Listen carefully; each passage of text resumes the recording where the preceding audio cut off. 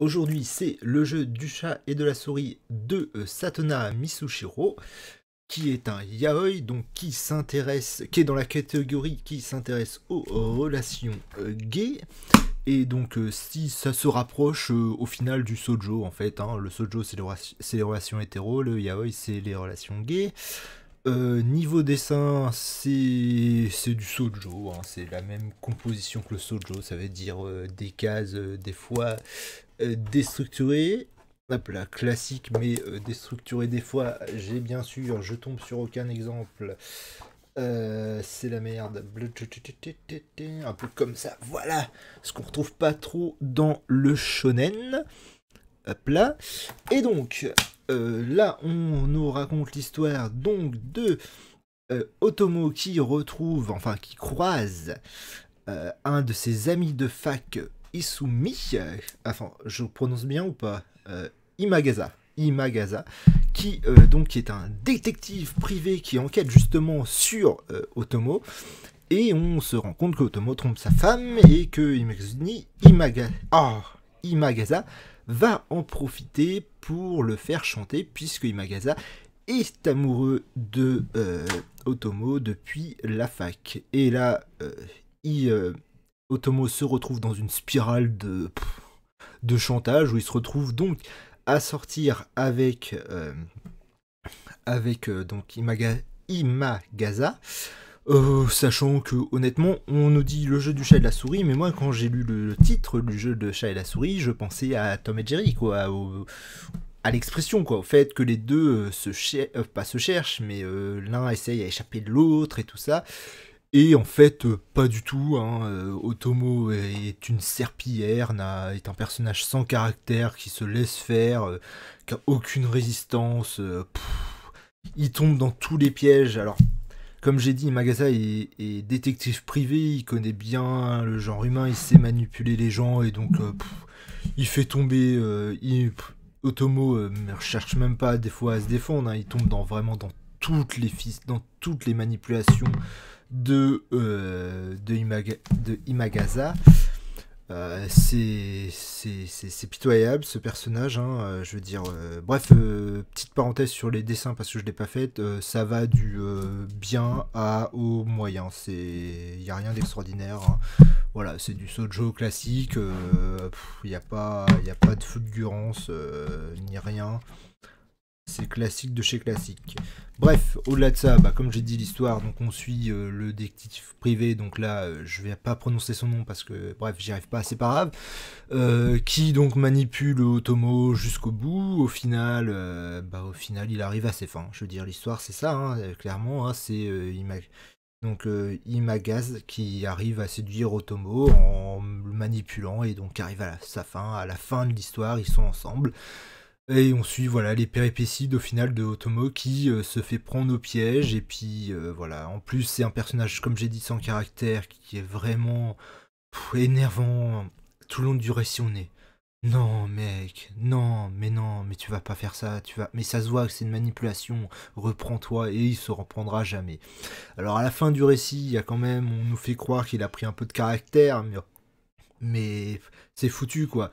Il est complètement manipulé par Imagaza et voilà quoi. C'est un peu à la fin j'ai l'impression d'être face à quelqu'un qui a un syndrome de Stockholm là, voilà du prisonnier qui se prend d'affection pour la personne qui l'emprisonne. Et voilà, c'est tout quoi. Et on a beau faire genre ah à la fin il est un peu classe, ah à la fin il a un peu de caractère, au final quand on le voit tellement sombrer tout le long de l'histoire, on sait très bien que c'est juste que voilà, que même si il commence un peu à se rebeller, la germe dans son esprit, enfin la germe dans son esprit a germé et maintenant il est complètement dans les griffes du Amagasa et voilà, ça se termine. Alors pour moi, je pense que l'auteur a voulu en faire un happy end. Pour moi, c'est pas un happy end puisque Amagasa est même pas quelqu'un de normal, hein. C'est quelqu'un de profondément malade, hein, qui a une vraie obsession envers Otomo, mais une obsession là dans le terme maladive, hein, vraiment. C'est-à-dire que en plus d'essayer de le manipuler, je me suis rendu compte que des fois, il met en place, enfin, il met pas en place, mais il crée des situations où il se rend même pas compte qu'il manipule Otomo. Ça veut dire qu'il y a deux sortes de manipulations dans le bouquin, les manipulations volontaires et les manipulations involontaires. Et voilà, quoi, on a l'impression. Alors, les personnages, des fois, on a l'impression que c'est leurs propres sentiments. En fait, ça résulte clairement de manipulation voilà, leur esprit est complètement embrouillé. Ça veut plus rien dire à la fin. Je veux dire, les deux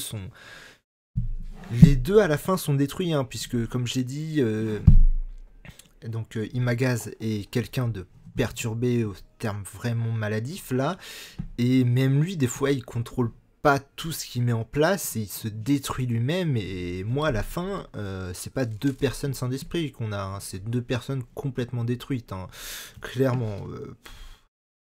Des fois ils ont des personnages ont des éclairs de lucidité en se disant oui ça va mal finir, et effectivement ça peut que mal finir leur truc. Donc j'ai il y a des fois c'est drôle, hein, il y a des situations très drôles, on rigole bien, mais dans l'ensemble j'étais toujours en mode non vraiment les mecs, non vous pouvez pas faire ça, mais non mais vous êtes cons quoi. Et c'est ça tout le long du récit quoi, et c'est un peu frustrant. Et à la fin il y a un tout petit espoir de se dire purée ils vont sortir de la situation, s'ils prennent la bonne décision ils peuvent s'en sortir, et au final non. Non, non, non. On est en face de deux personnes qui ont des vrais problèmes, qui ont clairement besoin d'un psy, hein. Et voilà quoi. Je veux dire, ça se veut être une belle histoire d'amour, mais ça l'est pas du tout. Ça l'est pas du tout parce que c'est clairement deux personnes qui ont des vrais problèmes. Je veux dire, la première chose que je leur conseillerais aux deux personnages, c'est d'aller voir un psy, clairement. Surtout Imagaza, hein, qui a un vrai problème obsessionnel, mais vraiment très très lourd. Et donc, honnêtement, hein, honnêtement, mon problème avec ce manga, ce yaoi, donc le jeu du chat et de la souris, c'est qu'on me l'a vendu comme un chef-d'œuvre, ce qu'il n'est absolument pas. C'est un petit yaoi sympathique avec de bonnes idées qui traite un sujet qui est important. Je veux dire, l'obsession, c'est quelque chose qui est important à parler.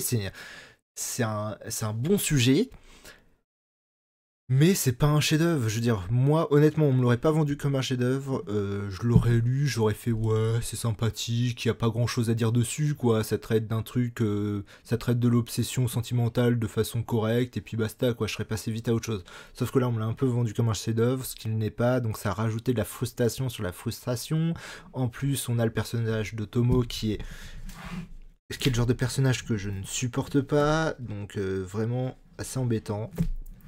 C'est c'est pas une mauvaise expérience, clairement, clairement pas. Mais honnêtement, c'est pas le livre que. Il y a des fois, j'achète, hein, après avoir emprunté, parce que là, c'est un emprunt à la médiathèque, et il y a des fois, ça m'arrive d'acheter des trucs que j'ai empruntés à la médiathèque. Clairement, là, heureusement que je l'ai emprunté à la médiathèque, il ne vaut pas le coup, clairement pas.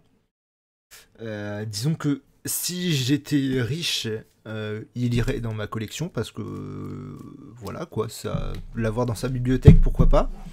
Mais je n'ai pas suffisamment de richesse, on va dire, pour me dire je vais acheter pas de l'inutile, mais du moins bon. J'essaye d'acheter que ce qui me plaît. Et là, clairement, j'en ai des dans ma collection, hein, des trucs vraiment cool. Mais là non, là non, là non, là non, là non, c'est un faux chef-d'œuvre. Je ne sais pas, je ne comprends pas ce que lui trouvent les gens. Faudrait que j'en discute avec d'autres personnes. Je vais essayer de trouver des gens qui l'ont aimé. Je vais aller voir sur les forums parce que là c'est une énigme. Vraiment, ce yaoi est une énigme. Il y a des trucs largement mieux dans le style, et celui-là il passe vraiment à ça d'être bon. Mais il y a toute une dimension qui est... En fait, je pense, hein, que à vouloir faire une histoire vraiment pure d'amour, l'auteur s'est concentré sur les deux personnages principaux et ne met pas assez de personnages secondaires qui va relancer la relation, qui va émettre des doutes sur la relation. Et c'est ça le problème, c'est qu'on est en face de deux personnes malades qui s'enfoncent dans leur propre monde, et puis ça fait un truc qui est... voilà quoi. À la fin tu te dis, Oh les pauvres, vous êtes tellement dans la merde, votre vie ça va être tellement être de la merde.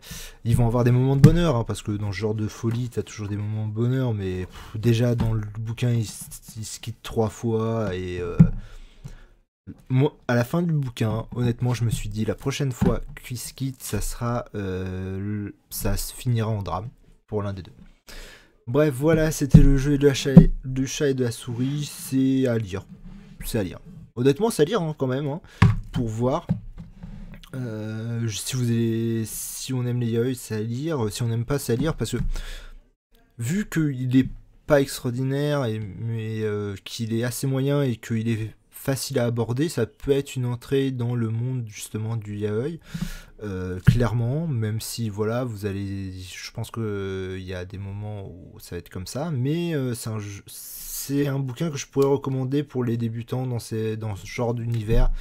Parce que voilà, c'est pas extraordinaire, mais c'est facile à prendre en main. Ça pose, il y a toutes les bases du yaoi dedans, donc ça permet de découvrir l'étendue de l'univers, et ça, c'est déjà une qualité en soi. Après, il y a deux types de yaoi, hein, clairement. Il y a le yaoi pour les.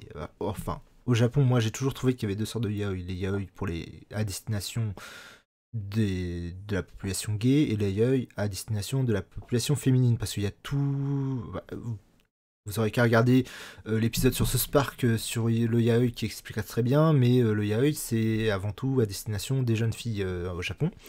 Et là, c'est clairement ça, hein, c'est clairement un shoujo. Honnêtement, c'est le genre de bouquin, on remplace l'un des personnages par une femme, ça change pratiquement rien. Honnêtement, pratiquement rien. Bref, allez, moi je vous laisse donc sur ce bouquin, ayez de bonnes lectures, et à plus tard pour d'autres lectures.